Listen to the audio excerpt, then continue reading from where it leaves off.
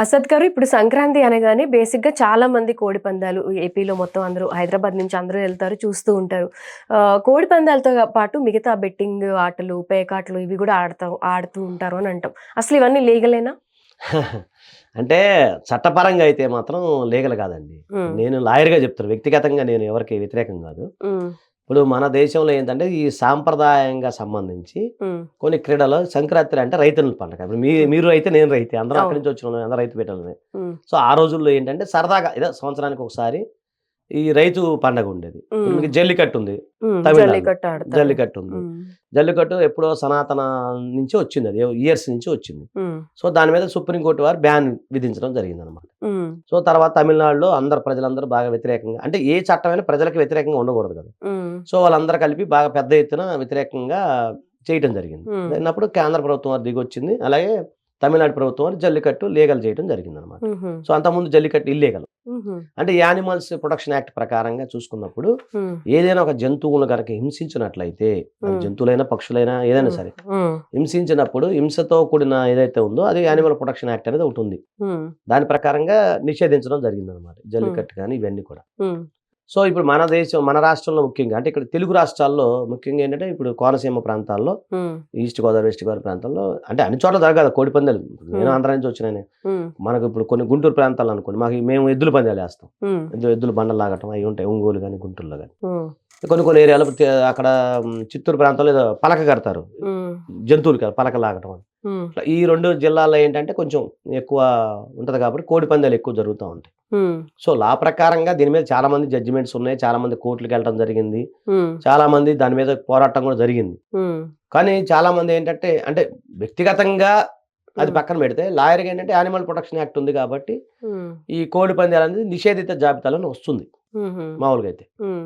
So, సాంప్రదాయవాదిగా నేను accepted that. హ్మ్. సాంప్రదాయపరంగా రైతుల పండగ కాబట్టి ఏదో ఒక 2 ఇయర్స్, 3 ఇయర్స్ 2 డేసే కదా ఉండేది. ఒక రోజో, 2 రోజులు ఉంటది. హ్మ్. సో, దానికేంటంటే దానిలో కూడా కొన్ని ఉన్నాయి. హ్మ్. అప్పుడు దాని ప్రకారం ఏంటంటే ఈ కత్తులు కట్టటాలు హ్మ్. ఇవన్నీ ఉంటాయి. అవి హ్మ్. అవి ఉండకూడదనమాట. హుహుహుహు. జనరల్‌గా సాంప్రదాయపరంగా కోడి పందాలు నడుస్తాయి కదా! మనం హ్మ్. ఇళ్ళల్లో చూస్తాం. హ్మ్. అలాంటి ఆటిలకి ఏమి ఇబ్బందేమి ఉండదు. ఓకే. దానివల్ల ఏది గాయపడదు, ఏది రక్తం రాదు, ఎక్కడ ఏమి ఉండదు. హ్మ్. సహజంగా ఉంటాయి.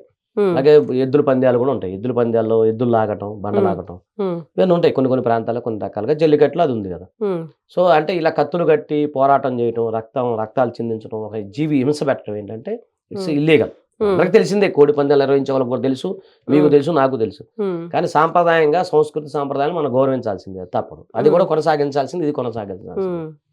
అదొకటి. తర్వాత మీరన్నట్టుగానే ఈ కోడి పందాలకు మేము వెళ్తాం గదా! మేము గూడా చూస్తుంటాం. అబద్ధం చెప్పాలని పనిలేదు. నేను గూడా ఎళ్తుంటా. అంటే హ్మ్. మేము బెట్టింగ్ గిట్టింగ్ ఖాయం గానీ ఎళ్తుంటాం, చూస్తుంటాం అంతే. ఓకే.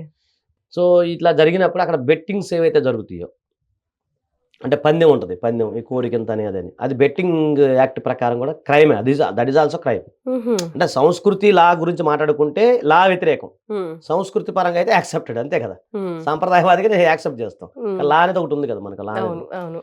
అలాగే ఇప్పుడు మీరంటే గుండాట ఉంటది. ఏదో హ్మ్. ఇది పెట్టి, ఇది పెట్టి ఆడుతుంటారు. హ్మ్.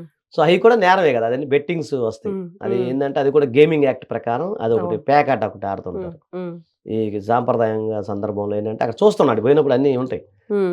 ఈ పేకాట ఆడటం ఇవన్నీ కూడా గేమింగ్ యాక్ట్ కిందొస్తది. ఓకే. బెట్టింగ్ యాక్ట్ కింద, గేమింగ్ యాక్ట్ కిందొస్తాయి. హ్మ్. సో, ఇవన్నీ కూడా చట్టానికైతే వ్యతిరేకం. హ్మ్. చట్టపరంగా వ్యతిరేకంగా ఉంటది. హ్మ్. కాబట్టి గేమింగ్ యాక్ట్ కింద ఎవరైనా సరే అలా ఆడినా, ఎదుటి వాళ్ళు ఆడిపించినా, హ్మ్. ఇప్పుడు మీరన్నట్టు గుండాట, పేకాట ఏ పేర్లుంటాయక్కడ. అవును. సో, ఇవన్నీ ఆడినా కూడా అదేంటంటే గేమింగ్ యాక్ట్ ప్రకారం, బెట్టింగ్ యాక్ట్ ప్రకారం 6 మంత్స్ నుంచి 1 ఇయర్ వరకు జైలు శిక్ష పడతది. హుహు. ఒకటి. హ్మ్. తర్వాత ఈ యానిమల్ ప్రివెన్షన్ యాక్ట్ ప్రకారం గూడా ఎవరైతే కోడి పందాలు హ్మ్. వేస్తారో అంటే కత్తులతో కూడిన కోడి పందాలేస్తారో హ్మ్. అది కూడా ఇల్లీగల్. దానికి సంబంధించిన పోలీసు వాళ్ళు కూడా కేసులు పెడుతుంటారు. మనం చూస్తుంటాం. హ్మ్. కోళ్ళని పట్టుకొస్తారు. స్టేషన్‌లో పెడుతుంటారు. హ్మ్. కేసులు నమోదు చేస్తుంటారు పోలీసు వాళ్ళు. అవును. అవును. కాకపోతే ఇది ఎవ్రీ ఇయర్ నడుస్తూనే ఉంటది.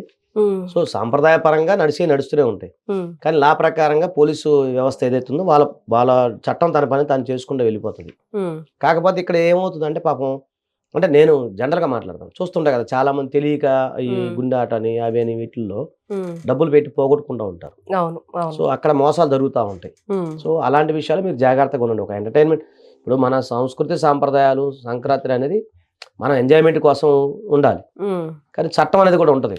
సో ఆ సందర్భంలో పోలీసు వాళ్ళు అవి రికవరీ చేస్తుంటారు, ఆ పోలీస్ కేసులు పెడతా ఉంటారు, వీళ్ళు స్టేషన్కి వెళ్తుంటారు. సో ఇవన్నీ కూడా బెయిలబుల్ అఫెన్సెస్ మొత్తం కూడా ఏంటంటే 35 BNS కింద నోటీస్ ఇస్తారు. అది మనం ఎక్స్ప్లెనేషన్ చేసుకోవాలి, దానికి ఎంత ఫైన్ ఉంటుందో ఫైన్ కట్టి బయటకు వస్తారు. ఇప్పుడు ఇవన్నీ ఆడిస్తున్నప్పుడు అక్కడ లోకల్ పోలీసులు వాళ్ళు ఏం యాక్షన్ తీసుకోరా? తీసుకుంటారు కదా. ఇప్పుడు అది ఏంటంటే మేము చూసాం, మామూలుగా వెళ్తుంటాం కదా. ఇప్పుడు పోలీసు వారు వాళ్ళని ఎవరైతే ఆడుతుంటారో సో వాళ్ళని పట్టుకుంటారు, జైల్లో పెడతారు. జైలు అంటే జైలు ఏమి ఉండదు, అన్ని చిన్న చిన్న నేరాలే కాబట్టి. సో వెళ్తా నోటీస్ ఇస్తారు, తర్వాత వాళ్ళు ఫైన్ కట్టి కోర్టుకి ఫైన్ కట్టి మళ్ళీ బయటకు వస్తుంటారు. సో చట్టపరంగా చట్టం తన పని తాను వెళ్ళిపోతుంటది. సాంప్రదాయవాదిగా మనం చేయాల్సిన పని మనం చేస్తుంటాం. ఇది ఎవ్రీ ఇయర్ జరిగే తంతే కదా. కాకపోతే ఏంటంటే డబ్బులు పోగొట్టుకోవద్దు అని నేను అంటాను. ఏంటంటే డబ్బులు కష్టపడి సంపాదించుకొని ఆరుగాలం పనిచేసి మనం డబ్బు పరంగా ఇప్పుడు బెట్టింగ్ యాప్ అంటే ఏంటండి? మొన్నదాకా బెట్టింగ్ యాప్లు ఎందుకు బ్యాన్ చేసింది గవర్నమెంట్? ఇదే కదా, అదే కదా, ప్రాణాలు పోతున్నాయని కదా. ఇది కూడా అంతే కదా. ఇప్పుడు గుండాట్లను పేకాటను ఇంకేదైనా బెట్టింగ్సే కదా ఇవన్నీ. అలా దయచేసి మీరు ఆర్థికంగా సఫర్ కావద్దు, పండగ కూడా బాధ పెట్టుకోవద్దు అనేది ఉద్దేశం. సో ఇవన్నీ కూడా గేమింగ్ యాక్ట్ ప్రకారం చూసుకున్నా, యానిమల్ ప్రివెన్షన్ ప్రొటెక్షన్ యాక్ట్ ప్రకారం చూసుకున్నా, బెట్టింగ్ యాక్ట్ ప్రకారం చూసుకున్నా కూడా ఆల్ ఆర్ ఇల్లీగల్. ఓపెన్ గా చెప్పాలంటే లీగల్ అయితే కాదు.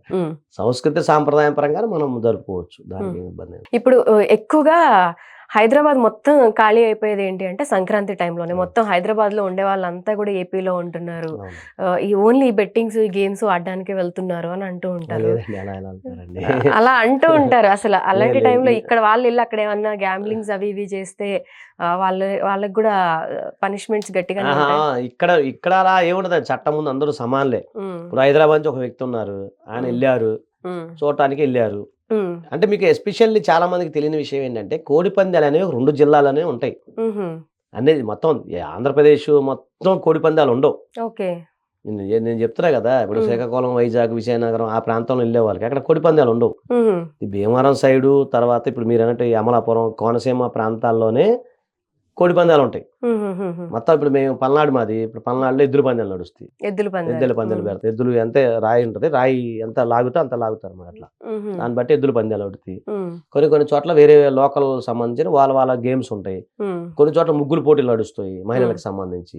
ముగ్గులు పోటీలు పెట్టుకుంటారు కదా, ముగ్గులు పోటీలు నడుస్తాయి. ఇప్పుడు హైదరాబాద్ లో వచ్చేసరికి గాలిపటాలు ఎగరేస్తాము. చెప్తున్నానండి, కైట్ ఫెస్టివల్ ఇక్కడ నడిచింది. అంటే వాళ్ళ సంస్కృతి సాంప్రదాయం బట్టి. రాయలసీమలో మరి ఏం చేస్తారు నాకు తెలియదు. అది కూడా పశువులకు సంబంధించిన పండగే కదా ఇది, అంతే. సో పశువులకు క్రూయాలిటీ అనేది ఏం జరగదు అక్కడ. ఒక్క జరిగేది ఏంటంటే ఇప్పుడు ఈ ప్రాంతంలో ఏదైతే 2 జిల్లాల ప్రాంతంలో, అది కూడా 2 జిల్లాలకు కొన్ని ప్రాంతాలు, అన్ని ప్రాంతాలు కాదు, అక్కడ ఈ కోడి పందాల విషయంలో జరిగినప్పుడు జనాభా ఎక్కువ గ్యాదర్ అవుతారు కదా. సో దాంతోపాటు ఇప్పుడు మీరు అన్నట్టు ఈ పేకాట, గుండాట్లు వస్తాయి. ఇప్పుడు నేను అక్కడికి వెళ్ళి గుండాట, పేకాట ఆడాను, పోలీసు వారు నన్ను అరెస్ట్ చేశారు. యథావిధిగా చట్టం తన పని తను చేసుకుంటూ పోతుంది. ఆ పందాల్లో మీరు ఇందాక అన్నట్టు ఒక కత్తికి అది కోడి కాలికి అది కత్తి కట్టేసి అలా చనిపోయిన కోడి, పందెంలో చనిపోయిన కోడి మళ్ళీ ఎక్కువ కాస్ట్ అంట. దాన్ని తినడానికి ఇమీడియట్ గా డబల్ ప్రైజులు పెట్టాలంట. అంటే ఆ ఏరియాలో ఉండే ఫ్రెండ్స్ చెప్తూ ఉంటారు కదా. అవును, అది వాస్తవేనండి. వెళ్తుంటాం, మా చెల్లిని కూడా అక్కడే ఇచ్చాం, భీమవరం ఇచ్చాం, కానీ వెళ్తుంటాం, అది జరుగుతుంటాయి. అయితే నేను వెళ్ళటం అంటే వెళ్ళి జస్ట్ 2 నిమిషాలు అట్లా చూస్తాం, కానీ అక్కడ వెళ్ళి పార్టిసిపేట్ చేసేంత ఓపిక మనకు ఉండదు. లాయర్గా నేను అది ఎప్పుడు ఖండిస్తాము. కాకపోతే సాంప్రదాయవాదంగా రెస్పెక్ట్ ఇవ్వాలి అంతే.